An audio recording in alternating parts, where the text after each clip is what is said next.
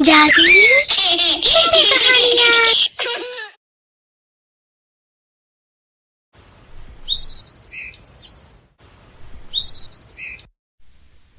मेरी दोनों बेटियां आती ही होंगी। मैं उनके लिए खिचड़ी बनाकर रख देती हूँ। ममता अपनी दोनों बेटियों के लिए खाना बनाना शुरू कर देती है, जिसके बाद थोड़ी ही देर में उसकी दोनों बेटियां स्कूल से आती है। अरे, आज तुम दोनों का मुंह इतना क्यों लटका हुआ है? क्या हुआ? माँ, हमें स्कूल से निकाल दिया है। आपने 2 महीने से हमारी स्कूल की फीस नहीं भरी है। जब पिताजी थे तब हमारी फीस समय पर दिया करते थे, लेकिन पिताजी के जाने के बाद तो सब कुछ बदल गया। बच्चों, तुम दोनों फिक्र मत करो। अगले महीने मेरी तनख्वाह आते ही तुम्हारी स्कूल की फीस दूंगी। मैं तुम दोनों के लिए खिचड़ी डाल देती हूँ। जल्दी से हाथ मुंह धो लो और कपड़े बदल लो। ममता की बातों को नजरअंदाज करके दोनों अपनी माँ को गले से लगा लेते हैं। फिर दोनों कपड़े बदलने जाते हैं और ममता मन ही मन बोलती है, हे भगवान, ये तुम मुझे कैसे दिन दिखा रहा है। लगता है अब मुझे ज्यादा काम करना होगा।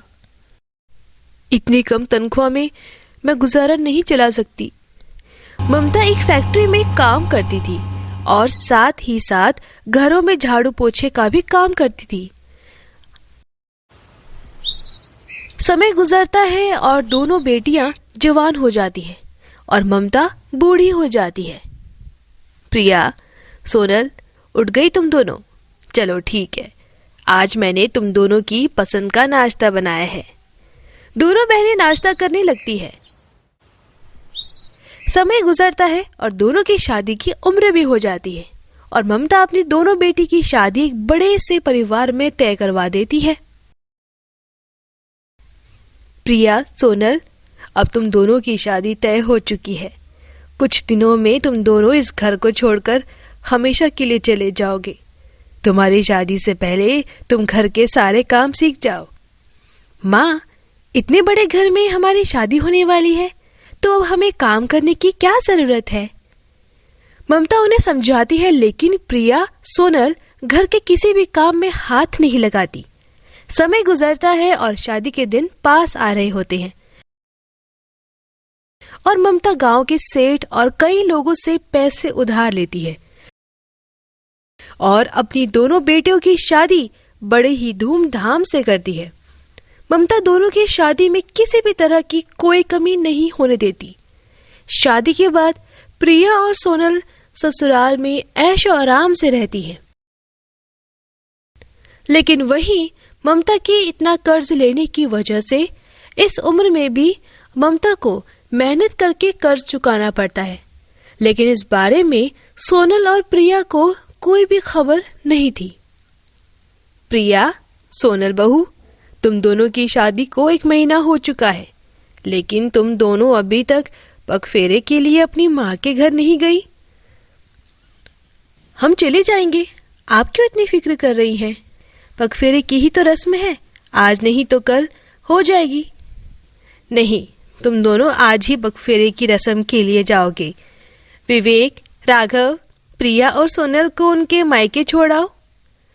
अपनी सास की बातें सुनकर दोनों का मुंह बन जाता है, जिसके बाद उन्हें ना चाहते हुए भी अपने पतियों के साथ मायके जाना पड़ता है। दोनों अपनी बड़ी सी गाड़ी से उतरते हैं और अपने घर की तरफ जाती हैं, लेकिन वो देखते हैं कि उनके घर पर ताला लगा है। तभी वहां उनकी पड़ोसन आ जाती है। अरे, तुम दोनों यहाँ? आज 1 महीने के बाद देख रही हूँ मैं। कैसी हो तुम दोनों? इतनी अमीर घर में होने के बाद हम दोनों कैसी होंगी, ये तो आपको पता ही होगा। हमें वहाँ किसी भी चीज की कोई कमी नहीं है। हमारे आगे पीछे 100 नौकर घूमते हैं। ये तो बड़ी अच्छी बात है कि तुम दोनों को वहाँ सारे ऐश और आराम मिल रहे हैं।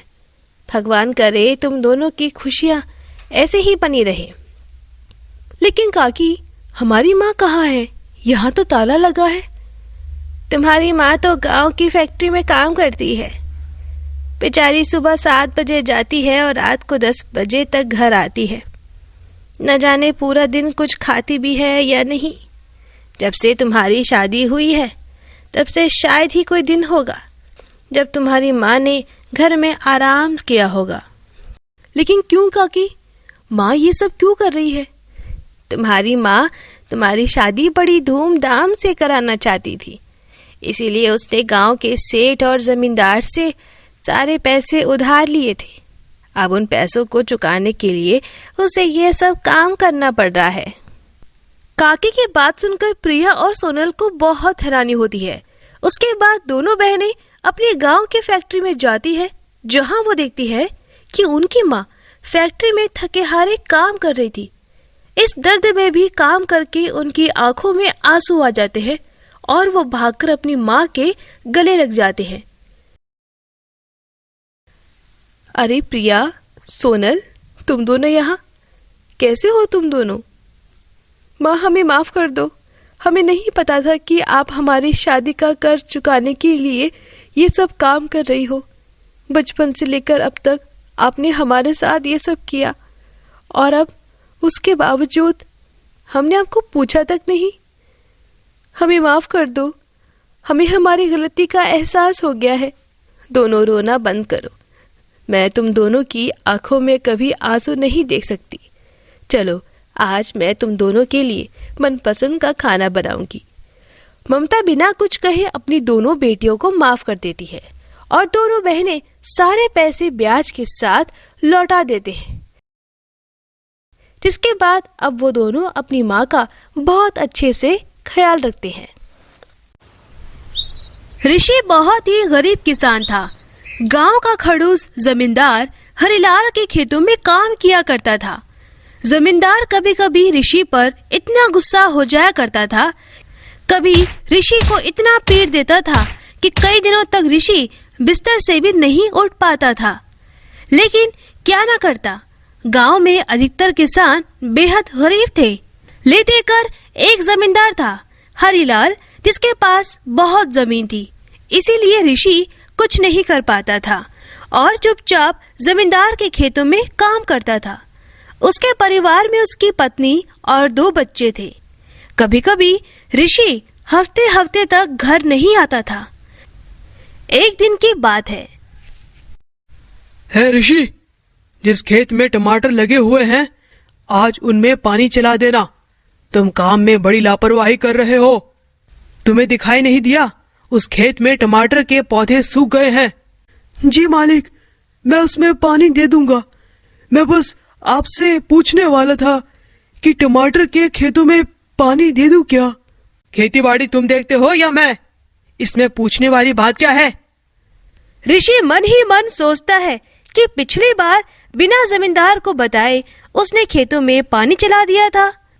उस समय जमींदार इतना गुस्सा हुआ था कि 2 थप्पड़ और मार दिए थे। फिर जमींदार वहां से चला जाता है और ऋषि खेतों में चला जाता है और वहां पर पानी चला देता है। 4 दिन हो गए हैं, बच्चों की शक्ल नहीं देखी। ऐसा करता हूँ, पानी चलाकर घर की तरफ चला जाता हूँ। कम से कम 4 घंटे में पानी भर जाएगा और तब तक मैं अपने परिवार से मिल आऊंगा। ऋषि पानी चलाकर अपने घर चला जाता है। ऋषि को देखकर उसके बच्चे बहुत खुश होते हैं। उसकी पत्नी जल्दी जल्दी उसके लिए खाना बनाती है। फिर सारा परिवार खाना खाने लगता है और बातें करने लगता है। खाना खाकर बच्चे बाहर खेलने चले जाते हैं। चलो मैं चलता हूँ, बहुत देर हो गई है।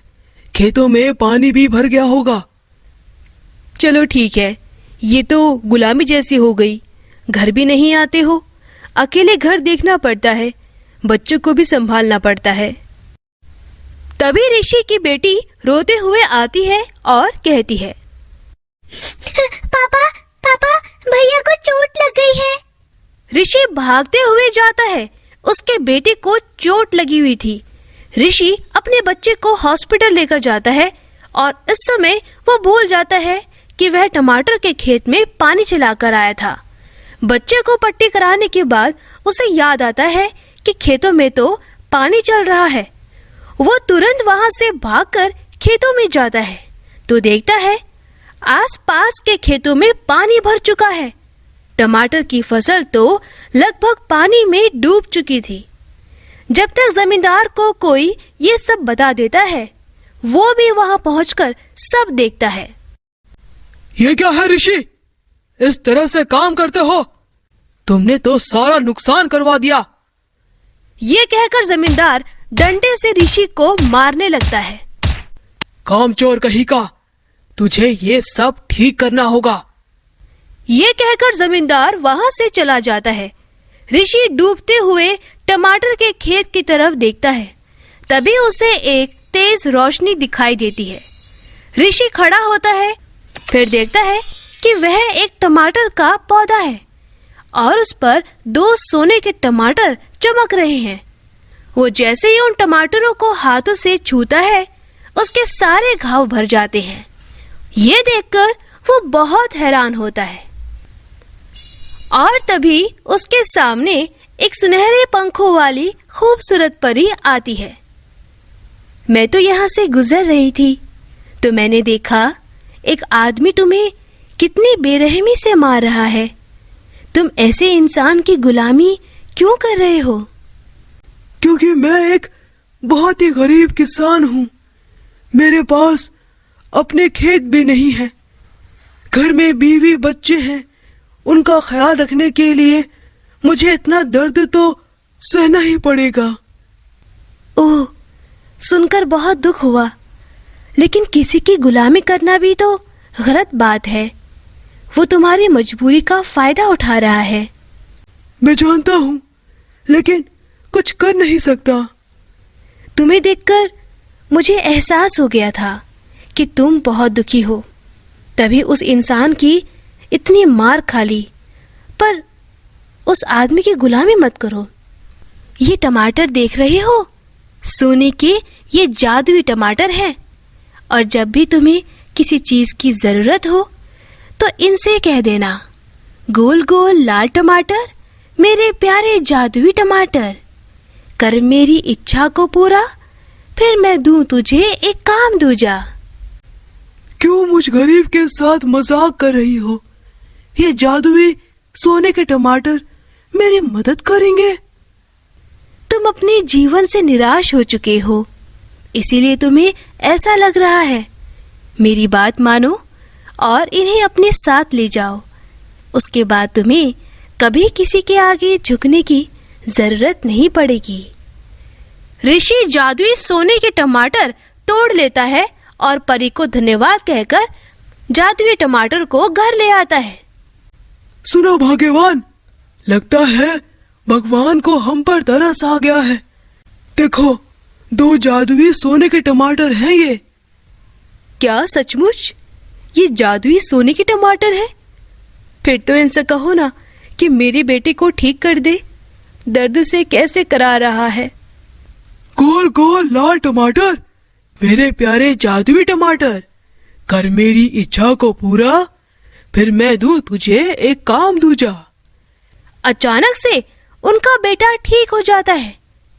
ये तो सचमुच में जादुई सोने के टमाटर हैं। अपना बेटा ठीक हो गया। सुनो, हम अपने हालात भी तो अच्छे कर सकते हैं ना। जरूरी थोड़ी है कि जमींदार के यहाँ काम ही करते रहें। सही कह रही हो। पहले जल्दी से खाना बना दो, बहुत भूख लग रही है। कल सुबह सोचते हैं कि हमें क्या करना है। फिर सब लोग खाना खाकर सो जाते हैं। अगले दिन ऋषि और उसकी पत्नी आपस में बात कर रहे थे। सुनो, हम सबसे पहले अपने हालात ठीक करेंगे। ये कहावत है ना, जब हम ठीक होंगे तभी तो लोगों की मदद कर सकेंगे। हाँ, तुम बिल्कुल सही कह रही हो। उसके बाद ऋषि जादुई सोने के टमाटर से कहता है, गोल गोल लाल टमाटर, मेरे प्यारे जादुई टमाटर, कर मेरी इच्छा को पूरा, फिर मैं दूं तुझे एक काम दूजा। मैं चाहता हूँ कि तुम मेरे इस घर को बड़ा बना दो और मेरे पास बहुत सारी जमीनें हो जिसमें भरपूर फसल हो। और तभी ऋषि का घर बहुत बड़ा हो जाता है और उसके पास बहुत सारी जमीनें भी हो जाती हैं। सुनो, जितने भी किसान जमींदार के यहाँ काम कर रहे हैं, उन्हें अपने खेतों में काम दो और उनके साथ कभी अन्याय मत होने देना। तुमने तो मेरे मन की बात कर दी। तभी ऋषि जमींदार के खेत में काम करते हुए सभी किसानों को बुलाता है और कहता है, भाइयों, अब तुम लोगों को जमींदार के यहाँ गुलामी करने की कोई जरूरत नहीं है। ये बड़े बड़े खेत देख रहे हो तुम, इनमें काम करो, तुमको मैं अच्छा पैसा दूंगा। पर ऋषि, तू तो खुद गुलामी करता था, फिर तेरे पास इतने खेत कैसे आए? मेरे भाइयों, वो कहावत सुनी है ना, आम खाओ गुठलियों के दाम मत गिनो। गुलामी मंजूर है या आजादी से काम करना? सब लोग ऋषि की बात मान लेते हैं। जब जमींदार को पता चलता है तो गुस्से में आता है, और जब उसका और ऋषि का सामना होता है तब, हे, ये बता, तेरे पास ये सब कहाँ से आया? मेरे पास कहीं से भी आया हो, अब तू पूछने वाला कोई नहीं है, और ना मैं तेरा गुलाम हूँ। और तू 1 मिनट भी यहाँ खड़ा रहा तो मैं तुझे मार कर भगा दूंगा। सब लोगों के सामने ऋषि को इतना ऊंचा बोलता हुआ देखकर जमींदार वहां से चला जाता है। फिर गांव के सभी गरीब किसान ऋषि के खेतों में काम करने लगते हैं और ऋषि उनको हर महीने समय पर उनकी तनख्वाह दे दिया करता था। धीरे धीरे उनका गांव बदल गया था और गांव में ऋषि का बहुत नाम हो गया था। इसी तरह ऋषि अपने परिवार के साथ हंसी खुशी रहने लगा। तो दोस्तों, अगर आपको हमारी कहानी पसंद आई हो तो इसे लाइक करना और शेयर करना और हमारे चैनल को सब्सक्राइब करना मत भूलना।